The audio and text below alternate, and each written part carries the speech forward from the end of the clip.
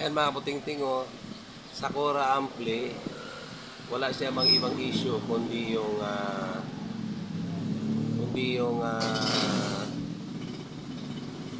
bulyuma niya nasipa ng kanyang anak. Silusutan mga kabuting-ting yung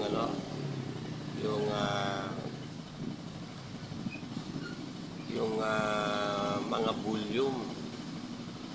Ngayon, ang gagawin natin, kung makikita nyo, gumagana naman yan. Ayan mga kabuting-ting, oh, kung makita nyo makikita nyo yung mga bulyuman nagsisipag kalasan gawa ng nasipangan ng kanyang anak. Ngayon, hindi ko ito nakuhaan ng video, kaya dito na lang sa CCTV ko siya kinunan para makita nyo kung paano ko siya ginawa, para naman kahit paano mayroon din kayong idea na kapag ang mga ganyang mga bulyuman ay nagkaroon ng problema, ay ididikit lang natin yung mga holder ng volume, tsaka natin palitan ng panibago. Dahil kung hindi natin siya ididikit, yung pinaka-holder, ay luluwa uli ang volume, hindi siya makakapit ng maayos.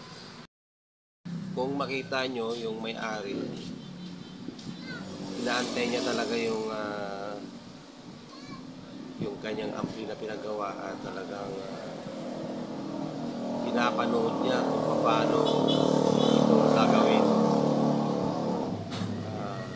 Mahal na mahal niya ang kanyang ampli at gusto niya na makita kung paano ito natin uoperahin. Ayan, kung makikita niyo ay nakatingin siya.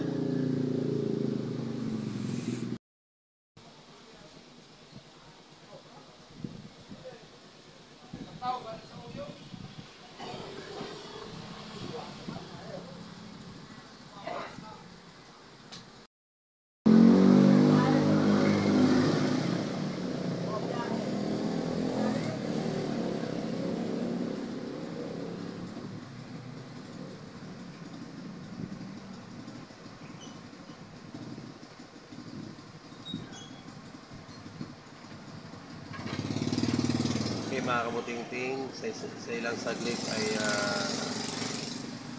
kinukunik ko lang yung tinitimpla ko yung mga bulyum niya. Pinaliwanag ko sa may-ari na kailangan na talagang palitan yung mga bulyum gawa ng sablay na pumipihitin. Hindi na siya talagang gumagana, kaya kailangan palitan. Kung makikita nyo, pati siya nakikipihit na rin. Kasi talagang hindi na talaga gumagana yung mga pihitan ng kanyang bulyum. Dahil ito'y nasipa ng paa ng kanyang ano. Okay mga kabuting-ting, papalitan lang natin. Kung makikita nyo mga kabuting-ting, tinanggal ko isa-isa yung holder nung pinaka-bulyum, tsaka dinikit dun sa kanyang housing. Gawa ng talagang nakaluwa siya. Kung hindi mo ito ididikit ng matibay na pangdikit, ay kahit ilagay nyo yung bulyum, iluluwa lang niya yun dahil walang hawak na holder. Yan, kinakabit ko siya dyan. Ayan mga kabuting-ting, kung makita nyo, isa-isa kong tinatanggal yung holder at idinikit ko doon sa pinanggalingang butas.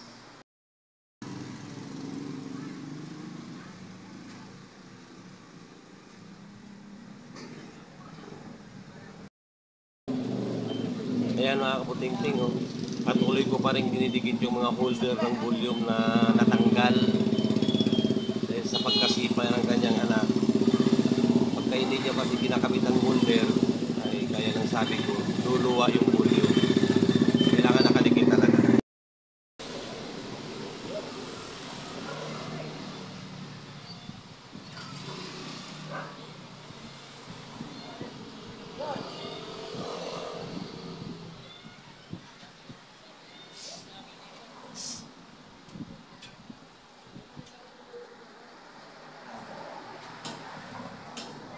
Kung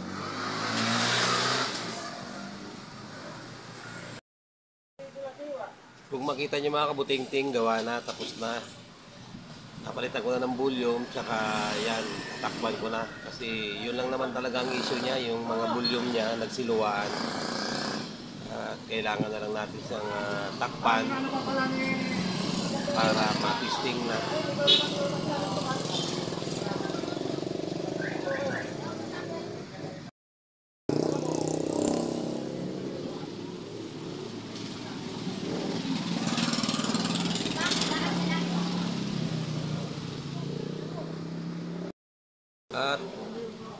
At ito naman ang kanyang speaker mga kabuting-ting ay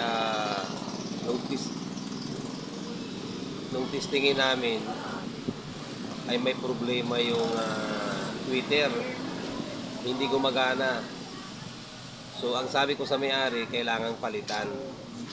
Ang problema, wala naman akong available na speaker, kaya ang sabi niya, siya na lang ang bibili.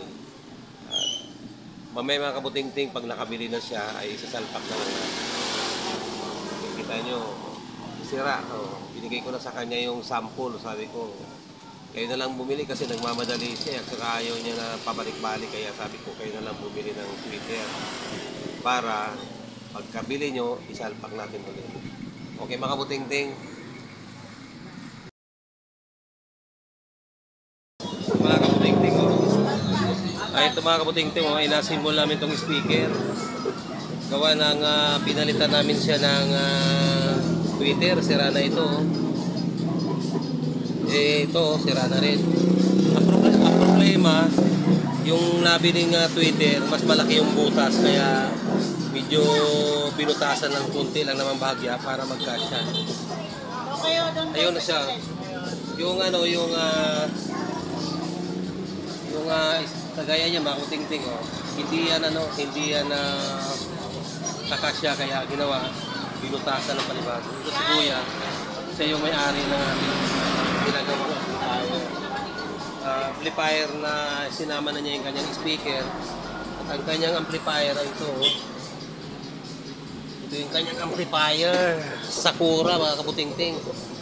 Ang ginawa natin sa amplifier na ito, pinalitan natin itong mga bulyuman niya kasi nasipa ng anak niya, kaya wala siyang issue kundi ito lang pinalitan itong mga bulyum. Yun lang naman ang mga issue niya, wala naman, kaya hindi ko na siya binidyohan. Basta ang ginawa natin, pinalitan natin itong mga bulyum niya, ito, 4. Pagkatapos yung speaker niya, nire-repair na rin natin kasi kailangan na magawa para magmamatch dito sa kanyang ampli. Yung si Kuya, hanggang mamaya na lang ititesting natin mamaya kung okay na siya.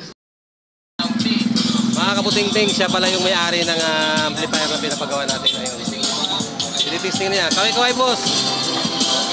Okay na.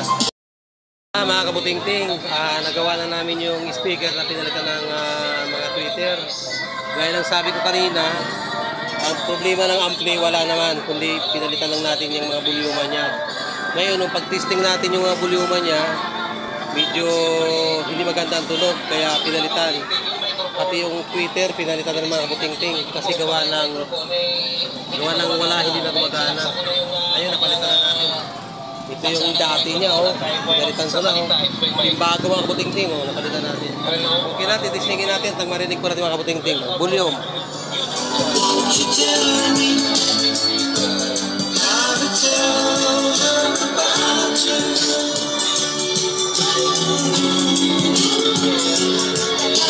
Okay na mga kabuting-ting. Kung kayo may nagustuhan mo niya ang gawa ko, subscribe, like, and share na lang mga kabuting-ting.